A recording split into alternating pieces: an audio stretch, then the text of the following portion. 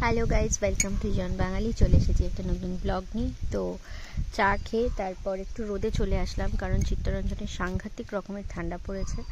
তারপর স্টুডেন্টগুলো পড়তে চলে এসেছিলো, ওদের এক্সাম চলছে। তো দেন বিকেলবেলা একটু পায়েস বানিয়েছিলাম, সেটাই টেস্ট করলাম। আর তারপর রেডি হয়ে নিলাম, একটু হালকা ফুলকা সাজুগুজু করে নিয়েছি। আজকে আছে ওর বন্ধুর ব্যাচেলার্স পার্টি, তো সেখানে যেতে হবে সেই জন্য। তো ওখানে যেতে না যেতেই দেখো চিকেন পকোড়া, পনির পকোড়াও চলে এসেছে। আর খেতে খেতে প্রচুর আড্ডা মারছিলাম, প্রচুর গল্প করছিলাম।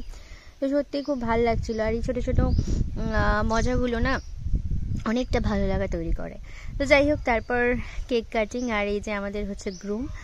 তো কেক কাটিংয়ের পর ওকে মানে যা তা রকমের কেক মাখামাখি করে দিয়েছিল, কেক ময় হয়ে গেছিলো পুরো।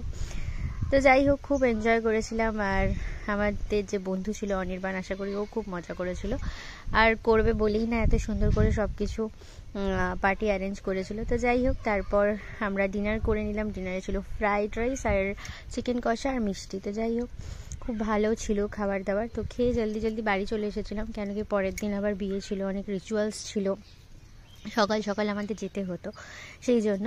তো নেক্সট ব্লগে তোমরা সেগুলো দেখতে পারবে। আর তারপর আমাকে জানিও অবশ্যই যে তোমাদের কেমন লাগলো ভিডিওটা। যদি ভালো লেগে থাকে একটা লাইক করে দিও। Thank you, good night, by.